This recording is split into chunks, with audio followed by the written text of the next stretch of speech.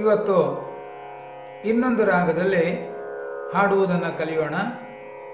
ಭಜನೆಯಲ್ಲಿ ನಾವು ಪ್ರಾರಂಭದಲ್ಲಿ ಹೇಳುವಂತಹ ಒಂದು ಪದ್ಯ ಗಜವದನ ಬೇಡುವೆ, ಅದು ಹಂಸಧ್ವನಿ ರಾಗದಲ್ಲಿದೆ. ಆ ರಾಗ ಹೇಗೆ ಬರ್ತದೆ? ಗಜವದನ ಬೇಡುವೆ ಗೌರಿ ತನಯ ತ್ರಿಜಗವಂದಿತನೆ ಸುಜನರ ಪೊರೆವನೆ ಗಜವದನ ಬೇಡುವೆ. ಸರಿ ಗ ಪ ನಿ ಸ ಸಾನಿ ಪ ಗರಿ ಸ ಸರಿ ಗ ಪ ನಿ ಸ ಸಾನಿ ಪ ಗರಿ ಸ. ಇದನ್ನ ಈ ರಾಗವನ್ನ ಯಾವುದಾದ್ರೊಂದು ಭಾಮಿನಿ ಷಡ್ಪದಿಗೆ ತೆಗೆದುಕೊಂಡ್ರೆ, ಗಜಮುಖನೇ ಮೆರೆವ ಏಕದಂತನೆಗೆ ನಿಜ ಗುಣಾನ್ವಿತ ಪರಶುಧಾರನೆ ರಜತಗಿರಿಗೊಡೆಯನ ಕುಮಾರನೆಗೆ ವಿದ್ಯೆವಾರಿಧಿಯೇ ಅಜನು ಹರಿ ರುದ್ರಾದಿಗಳು ನೆರೆ ಭಜಿಸುತ್ತಿಗರು ಅನವರತ ನಿನ್ನನು ತ್ರಿಜಗವಂದಿತ ಗಣಪ ಮಾಳ್ಪುದು ಮತಿಗೆ ಮಂಗಳವಾಗ. ಇದು ಭಾಮಿನಿಯಲ್ಲಿ ಹಾಡುವಂತಹ ಕ್ರಮ. ಪಾಶಾಂಕುಶಧರ ಪರಮ ಪವಿತ್ರ ಮೂಷಕವಾಗನ ಮುನಿಜನ ಪ್ರೇಮ ಮುದದಿ ನಿನ್ನಯ ಪಾದವ ತೋರೋ.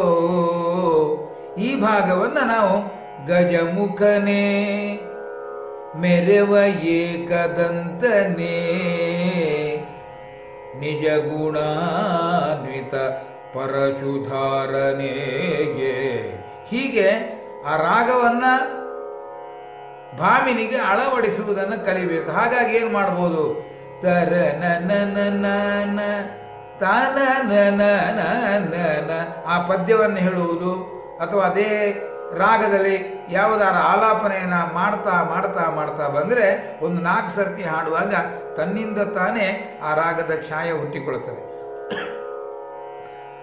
ಗಜಮುಖನೇ ಮೆರೆವ ಏಕದಂತನೇ ನಿಜ ಗುಣಾನ್ವಿತ ಪರಶುಧಾರನೆಗೆ ರಜತಗಿರಿಗೆ ಒಡೆಯನ ಕುಮಾರನೇ ವಿದ್ಯೆವಾರಿಧಿಯೇ. ಇದು ಇಷ್ಟು ಭಾಗ ಭಾಮಿನಿ ಷಡ್ಪದಿಯ 3 ಸಾಲುಗಳು.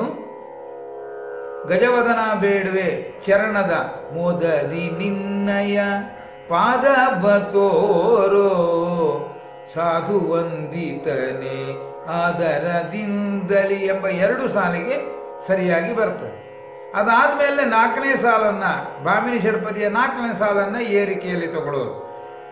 ಗಜಮುಖನೇ ಮೆರವೇಕದಂತನೆ ನಿಜಗುಣಾನ್ವಿತ ಪರಶುಧಾರನೆ ರಜತಗಿರಿಗೊಡೆಯನ ಕುಮಾರನೇ ವಿದ್ಯೆವಾರಿಧಿಯೇ. ಇದಾದ್ಮೇಲೆ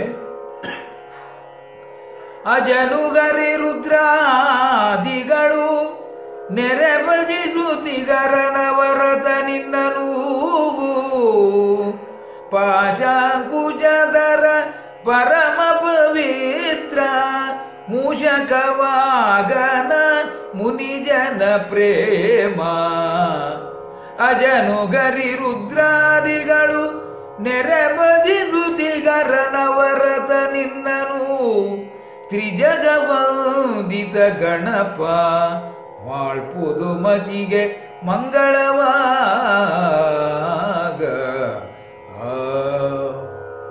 ಹೀಗೆ ಭಾಮಿನಿ ಷಡ್ಪದಿಯಲ್ಲಿ ಹಂಸಧ್ವನಿ ರಾಗವನ್ನ ಅಳವಡಿಸಿಕೊಂಡ್ರೆ ಪ್ರಸ್ತುತದೊಳಗೆದ ಮುಂಬೆಳಗೂಗು ಅಮಲದಂತದ ಗಭಸ್ತಿ ನವಪೂರ್ವ ಸಂಧ್ಯಾರುಣಂ ಬಾಳವಿನ್ಯಸ್ತ ಸಿಂಧೂರ ಮಂಕುರಿಪ ಪೊಂಬಿದಿಲೊಡನೆ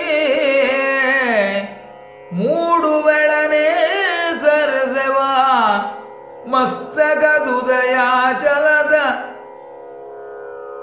ಮಧ್ಯದಿ ಭದ್ರಾಕೃತಿಯೊಳೊಪ್ಪುವಾಗ ಸಮಸ್ತ ಸಿದ್ಧಿ ಪ್ರದಾಯಕ ವಿನಾಯಕ ಮಾಳ್ಪುದೆ ಮಗೆ ಮಂಗಳವಾಗ ಆಗ.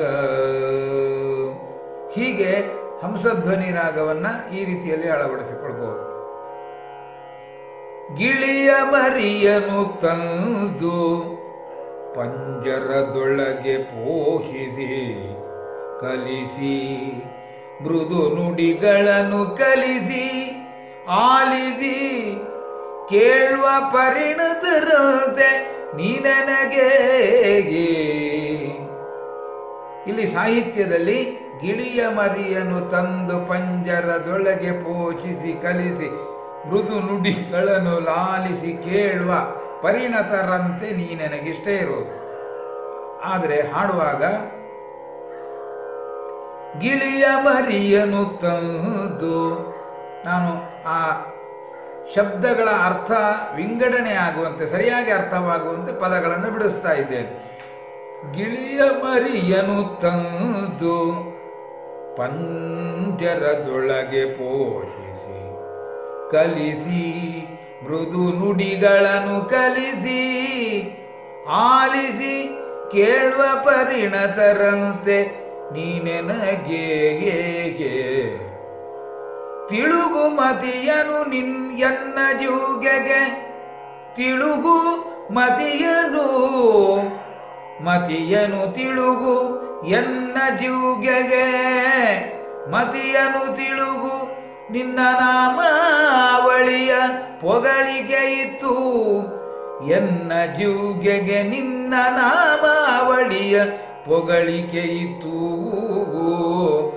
ರಕ್ಷಿಸು ನಮ್ಮ ನನವರತ ಆಗ. ಈ ಹಾಡುವಾಗ ಕೊನೆಯ ಭಾಗದಲ್ಲಿ ಅಥವಾ ಎಲ್ಲಿ ದೀರ್ಘ ಸ್ವರಗಳಿದೆ ಅಲ್ಲೆಲ್ಲ ರಾಗಾಲಾಪನೆಯನ್ನ ಮತ್ತೆ ನಿಧಾನವಾಗಿ ಅಭ್ಯಾಸ ಮಾಡಿಕೊಂಡು ಮಾಡಬಹುದು. ಈಗ ಇನ್ನೊಂದು ರಾಗಕ್ಕೆ ಹೋಗೋಣ. ಕಲ್ಯಾಣಿ ರಾಗ. ಕಲ್ಯಾಣಿಯಲ್ಲಿ ಯಮನ್ ಕಲ್ಯಾಣಿ, ಮೇಚ ಕಲ್ಯಾಣಿ, ಹಮೀರ್ ಕಲ್ಯಾಣಿ, ಹೀಗೆ ಹಲವು ಇದೆ. ಸರಳವಾದ ಕಲ್ಯಾಣಿಯನ್ನು ನಾವು ತೆಗೆದುಕೊಂಡ್ರೆ, ಕಥಾಶ್ರವಣ ಮಾಡೋ ಹರಿ ಕಥಾಶ್ರವಣ ಮಾಡೋ ಎನ್ನುವಂತಹ ಪದ್ಯ. ಎಲ್ಲಿರುವನೋ ರಂಗ ಎಂಬ ಸಂಶಯ ಬೇಡ, ಎಲ್ಲಿ ಭಕ್ತರು ಕರೆದರೆ ಅಲ್ಲೇ ಬದಗುವನು. ಹೀಗೆ ಕಲ್ಯಾಣಿ ರಾಗಕ್ಕೆ ತುಂಬ ಪದ್ಯಗಳು ಸಿಗ್ತದೆ. ಭಾಮಿನಿ ಷಡ್ಪದಿಯಲ್ಲಿ ನಾವು ಇದನ್ನ ಅಳವಡಿಸಿಕೊಂಡ್ರೆ ಅದರಲ್ಲಿಯೂ ಏಕಶ್ಲೋಕಿ ರಾಮಾಯಣ, ಏಕಶ್ಲೋಕಿ ಭಾಗವತ, ಏಕಶ್ಲೋಕಿ ಮಹಾಭಾರತ ಇವುಗಳನ್ನು ಅಳವಡಿಸಿಕೊಂಡ್ರೆ ಅದರಲ್ಲಿ ಮೊದಲಿಗೆ ಪೂರ್ವಂ ರಾಮ ತಪೋವನಾಭಿಗಮನಂ ಹತ್ವಾ ಮೃಗಂ ಕಾಂಚನಂ ವೈದೇಹಿ ಹರಣಂ ಜಟಾಯು ಮರಣಂ ಸುಗ್ರೀವ ಸಂಭಾಷಣಂ ವಾಲಿ ನಿರ್ದಲನಂ ಸಮುದ್ರ ತರಣಂ ಲಂಕಾಪುರಿ ದಾಹನಂ ಪಶ್ಚಾತ್ ರಾವಣ ಕುಂಭಕರ್ಣಾದಿ ಹನನಂ ಏತದ್ದಿ ರಾಮಾಯಣಂ. ದಿನನಿತ್ಯ ನಾವು ಇದನ್ನು ಹೇಳಬೇಕಂತ. ಹೌದು, ನಮಗೆ ಸಂಸ್ಕೃತ ಬರುವುದಿಲ್ಲ, ಹಾಗಾಗಿ ಸರಳವಾದ ಕನ್ನಡದಲ್ಲಿ, ಅದರಲ್ಲಿಯೂ ನಮ್ಮ ಉಡುಪಿಯ ನಂದಳಿಕೆಯ ಮುದ್ದಣ ಕವಿ ಏಕಶ್ಲೋಕಿ ರಾಮಾಯಣವನ್ನು ಹೇಗೆ ಬರೆದಿದ್ದಾನೆ ಅಂದರೆ,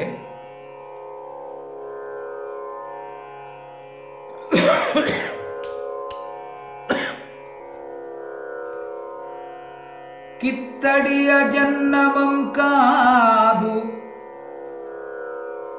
ಕಿತ್ತಡಿಯ ಜನ್ನಮಂಕಾದು പെൺകൈതടിയും ഒത്തി കല്ലവും ಕಿತ್ತಡಿಯ ಜನ್ನಮಂ ಕಾದು. ಯಜ್ಞ ರಕ್ಷಣೆಗೆ, ಜನ್ನ ಅಂದರೆ ಯಜ್ಞ, ಯಜ್ಞ ರಕ್ಷಣೆಯನ್ನ ಮಾಡಿ ಪೆಣ್ಗೈದು ಅಡಿ ಇಂಕ್ ಒತ್ತಿ ಕಲ್ಲವು ಅಹಲ್ಯ ಶಾಪ ವಿಮೋಚನೆ. ಹರನ ಬಿಲ್ ಮುರಿದು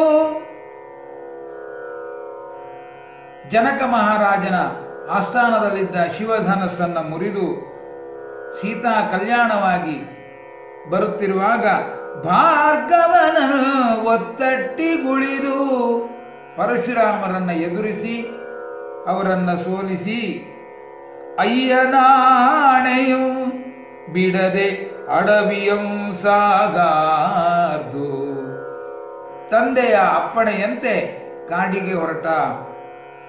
ಕೀಶರ್ಕಳ ಮೊತ್ತಮಂ ಪೊರೆದು,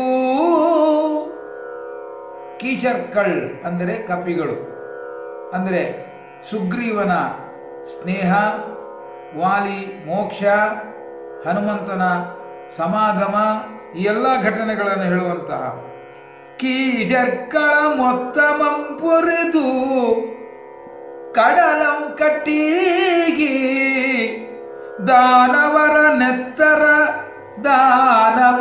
ನೆತ್ತರಂ ಚೆಲ್ಲಿ ತಿರೆವರೆ ಇಳಿಸಿದಾಗ ಎಲ್ಲ ದಾನವರನ್ನ ಕೊಂದು ತಿರೆವರೆ ಭೂಮಿಯ ಭಾರವನ್ನ ಇಳಿಸಿದ.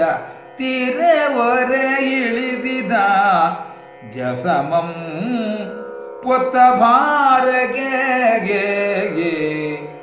ರಾವಣಾದಿಗಳನ್ನು ಸಂಹಾರ ಮಾಡಿ ಭೂಮಿಯ ಭಾರವನ್ನು ಇಳಿಸಿದ ಕೀರ್ತಿಯಿಂದಾಗಿ ರಾಮನ ತಲೆ ಬಾಗಿತಂತೆ. ಯಾರಿಗೆ ಅಂದ್ರೆ ಪೊತ್ತ ಭಾರಗೆ ಸಿರಂ ಬಾಗಿದೆನೆಗೆ ಮಾತೆಯಡಿಗೆ ಎರಗಿದಂ ಶ್ರೀರಾಮನು. ಇಲ್ಲಿ ಇಡೀ ರಾಮಾಯಣದ ಕಥೆ ಬರ್ತದೆ. ಇದೇ ರಾಗವನ್ನ ಬೇರೆ ಬೇರೆ ಪದ್ಯಗಳಿಗೆ ಅಳವಡಿಸಿಕೊಂಡ್ರೆ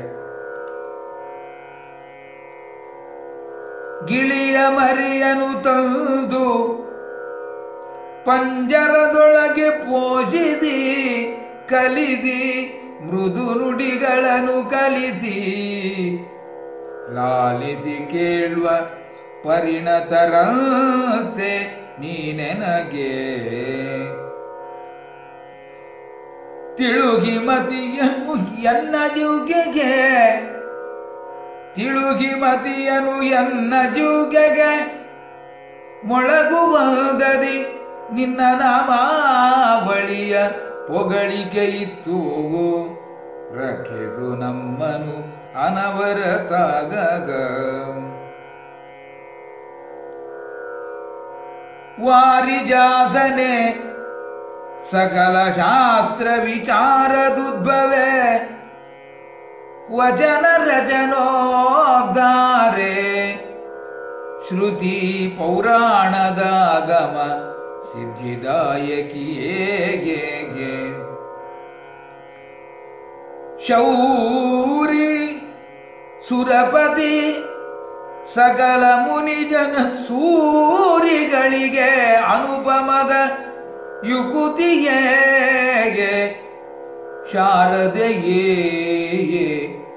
ನರ್ತಿಸುಗೆ ನಲಿದೋ ಒಲಿದೋ ಎನ್ನ ಜುಗೆಯಲಿಯೇಗೆ ಶಾರದೆಯು ನರ್ತಿಸುಗೆ ನಲಿದೊಲಿದೆನ್ನ ಜುಗೆಯಲಿ.